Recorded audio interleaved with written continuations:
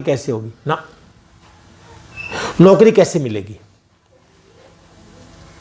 इतिहास, math, science, भाषा का ज्ञान यही मिलता है ना वहां। वो है अपरा विद्या। वस्तुओं का ज्ञान, मशीनरी का ज्ञान, सुई से लेकर जहाज तक का ज्ञान, ये अपरा विद्या का ज्ञान है। और अपरा विद्या माने चेतन का ज्ञान, आत्मज्ञान, ब्रह्म ज्ञान, तत्व ज्ञान, जिसे जीव की मुक्ति होती है, वो ज्ञान। हम जब यहां बात करेंगे तो ऐसा नहीं कि हमें अपरा के ज्ञान का पता नहीं चलेगा। जब परा का ज्ञान होगा तो अपरा का ज्ञान और ज्यादा खिलेगा, क्योंकि जब बड़ी आंख मिलती है तो छोटी वैसे ज्यादा काम करने लगती है। तब संसार का ज्ञान भी हो जाएगा। इसमें जड़ क्या है, चेतन क्या है, झूठ क्या है, सच क्या है, सत्य क्या है, असत्य क्या है, तमस क्या है, प्रकाश क्या है, यह भी हो जाएगा।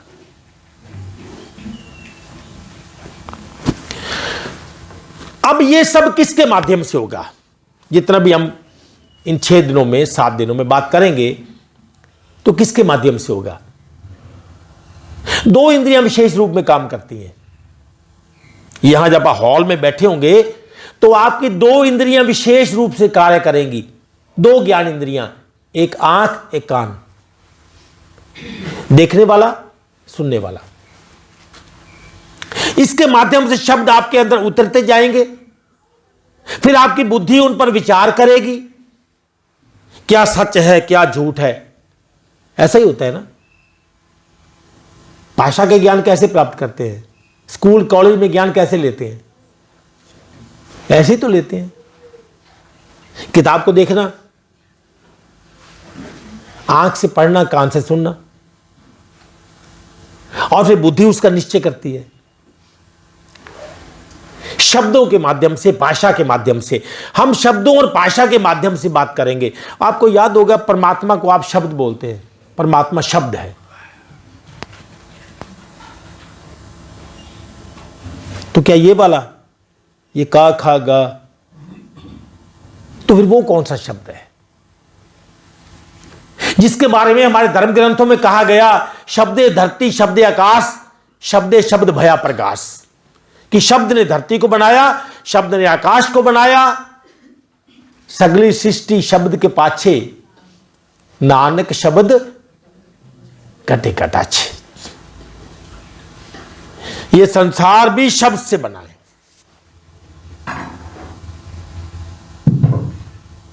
और ये परा और अपरा विद्या का ऐसा रहस्य अपने आप में बड़ा निराला है,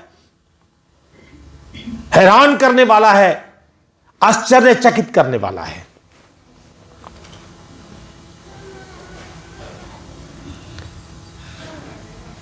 जो हम, जिसका आज हमारा पहला दिन है। इसलिए शब्द और भाषा के ज्ञान को जानना भी अति आवश्यक है। शब्द क्या है, भाषा क्या है? अब मैं शब्दों के माध्यम से, अक्षर से शब्द, शब्द से भाषा, भाषा से बोलना, और बोलना से आपके कान तक आवाज जाएगी। इसी के माध्यम से ही समझेंगे ना आप, या कोई और तरीका है? यही तरीका है ना। तो इसमें 2 चीजें हैं, एक स्वर, एक व्यंजन।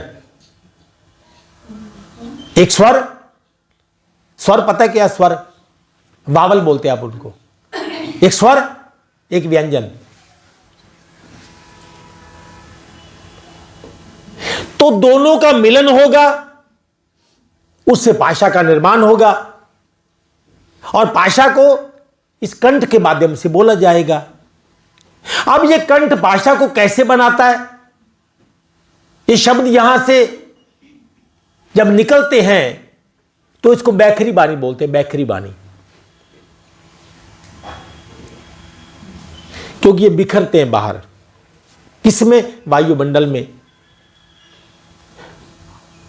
और जो शब्द है इसका गुण क्या है? आकाश।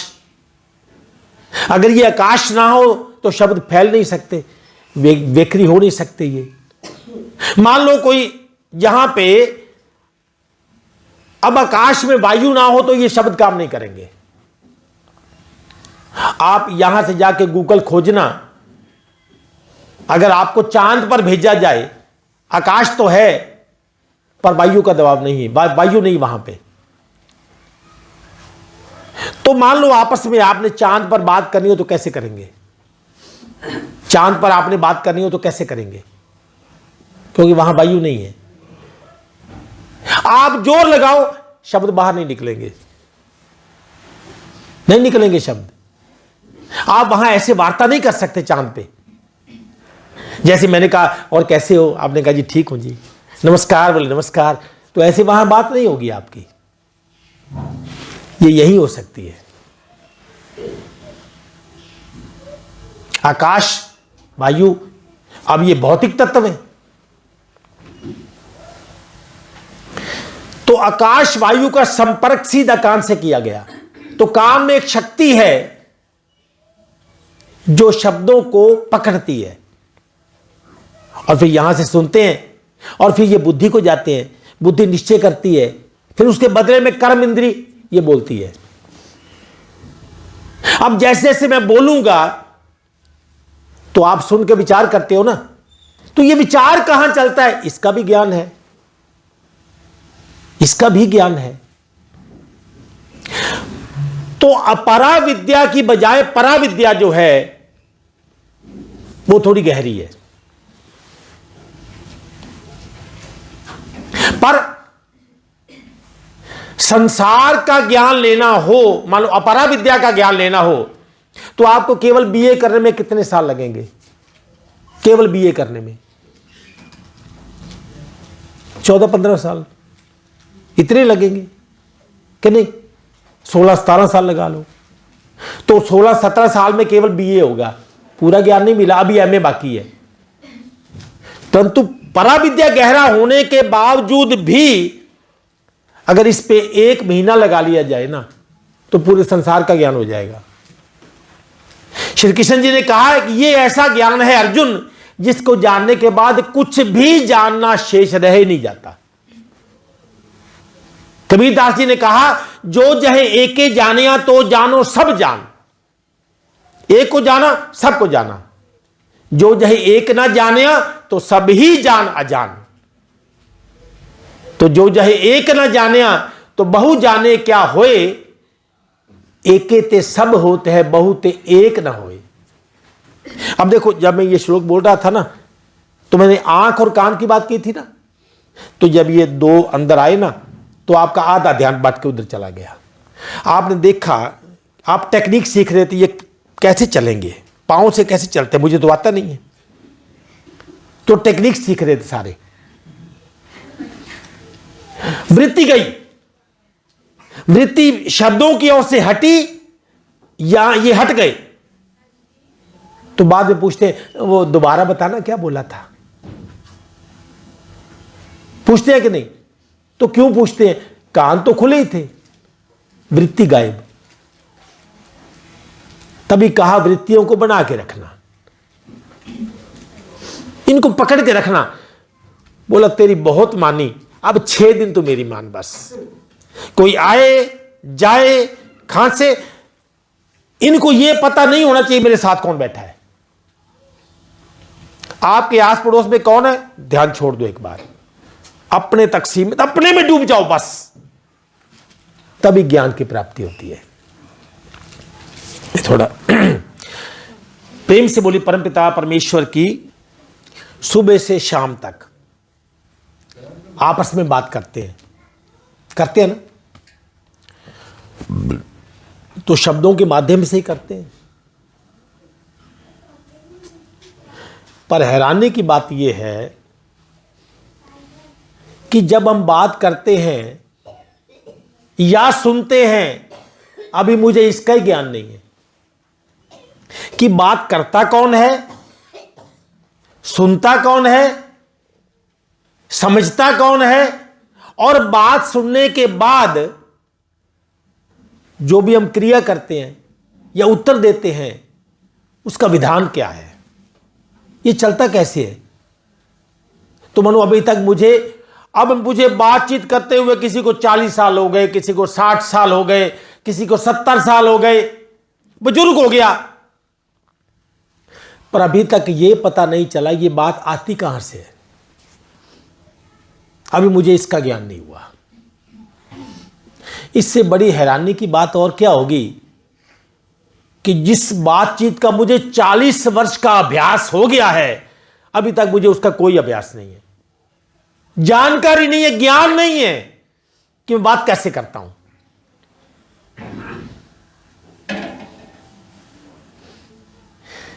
और यह एक बेसिक है।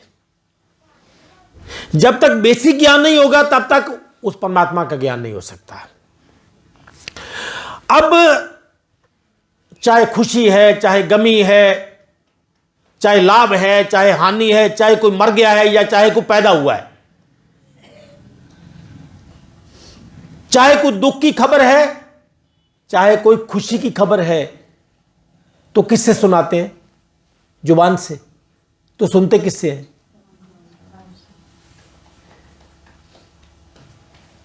अब सोचने वाली बात, अगर इनको निकाल दिया जाए तो संसार में हमारे लिए कोई फर्क पड़ेगा कि नहीं? फर्क पड़ेगा? कभी सोचा मैंने कि जिन शब्दों के माध्यम से मैं सुनता हूं बोलता हूं, पहले सुनोगे तो ही बोलोगे ना। मान लो किसी ने आपको बुरा शब्द कहा, तो यहां से क्या श्लोक निकलेगा? क्या निकलेगा? तो इसको तो गाली दी नहीं, बोले मैंने तो इसको दी है, तू क्यों दखल देता है? गाली मिली कान को तो इसके फेवर में आ गया, इसको गाली दी है ना। गाली किसने सुनी? ये बेचारा बोल नहीं सकता, ये बेचारा बोल नहीं सकता, तो ये बोलता मैं हूं ना तेरा साथी, मैं जवाब दूंगा इसका। ऐसा ही होता है ना। तो हम सारा दिन शब्दों के माध्यम से खेलते हैं,